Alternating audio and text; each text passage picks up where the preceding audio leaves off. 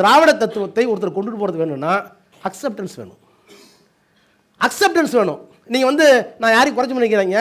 GK Moopanar ஒரு தலைவர் இருந்தார். அவர் எனக்கு தெரிந்து ஒரு பட்டப்படிப்பு கூட கிடையாது. ஆல் இண்டியா காங்கிரஸினுடைய செக்ரட்டரியாக இருந்தார். இந்திரா காந்திக்கு செகண்ட் ரேங்க். அவர் சொன்னால் எல்லாம் நடக்கும். அவர்கிட்ட தான் சிதம்பரம் இருந்தார். ஃபாரின் யூனிவர்சிட்டியில் படித்தவர். உலக பெரிய பொருளாதார மேதை. ஏன் அவர் தலைவர் ஆகலை? ஏன் மூப்பனார் தலைவராக இருந்தார்? அந்த கட்சி ஹார்வர்ட் யூனிவர்சிட்டியில் படித்த சிதம்பரத்தை ஏற்றுக்கல தலைவரா?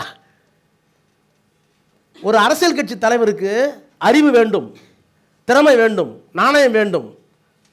ஆனால் அவரை தலைவராக ஒத்துக்கக்கூடிய அளவுக்கு அக்செப்டன்ஸ் இருக்கணும். அப்படி ஒரு அக்செப்டன்ஸ் ஈஸியாக கலைஞர்கிட்ட ஸ்டாலினுக்கு வந்தது. ஸ்டாலின்கிட்ட உதயநிதிக்கு வருது நம்புகிறோம். ஒருவேளை ரிஜெக்ஷன் இருந்ததுன்னா நாங்களே ஏற்றுக்கொண்டாலும் it is open to people. நீங்கள் எங்கள்கிட்ட வாரிசுகள் சொல்லவே கூடாது. அங்கே போய் சொல்லி அவங்க ரிஜெக்ஷன் பண்ணாக்க அன்னைக்கு தான் நீங்கள் சொல்கிறது நியாயம். அது வரைக்கும் நீங்கள் சொல்கிறது நியாயம் இல்லை.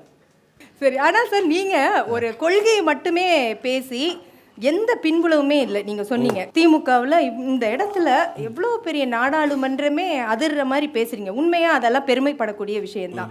இதே மாதிரி ஒருவர் திமுகவுக்குள்ள வர்றதுக்கு சாத்தியம் நினைக்கிறீங்களா? இப்போ முடியுமா நினச்சா?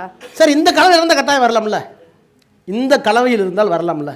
உங்களோட இன்டெலெக்சுவல் சொல்லலை சார். என்ன ஃபூல்னோட வச்சுங்க. கலைஞருக்கு பிடிச்ச மாதிரி திமுகவுக்கு பிடிச்ச மாதிரி ஏதோ ஒன்று இருக்குல்ல. நான் சொல்கிறது இந்த கலவையில் ஒருத்தர் கையில் கிடச்சி யாராவது நிராகரிச்சாங்களா? இப்போ என்ன அன்னைக்கு இது அவர்கிட்ட ஒரு கவிதை காட்டிச்சேன். எனக்கு மறந்து போச்சு. 1981 நான் ஃபஸ்ட் இயர் பிஎஸ்சி மேத்தமெட்டிக்ஸ் படிக்கும்போது எழுதியிருக்கேன். ஆண்டு மலரில் பாரதியார் நூற்றாண்டு விழா. அந்த விழா உறக்கத்தை ஓட்ட வந்த ஒலிக்கிற்றே, நெஞ்சின் கிறக்கத்தை வெறுட்ட வந்து அறிவுட்டே, சனாதனம் மறுட்ட வந்த தமிழ் பாட்டே, எங்கும் சமத்துவத்தை நிறுவ வந்து அதிர்வேட்டேன்னு எழுதியிருக்கேன். 18 வயசு.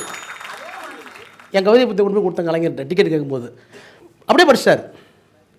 மதுரை சட்டக்கல்லூரியில் அனைத்து கல்லூரி பேச்சு போட்டில் பிரைஸ் வாங்கினேன். யாதவர் கல்லூரியில் தமிழ் குடிமகன் தான் ப்ரொஃபஸர் பிரின்சிபால். அப்போது பின்னாடி ஸ்பீக்கராக இருந்தார். அவர் கையில் வாங்கினேன். பேச சொன்னாங்க, பேசினேன். பிடிச்சிருந்து வச்சுக்கிட்டாங்க.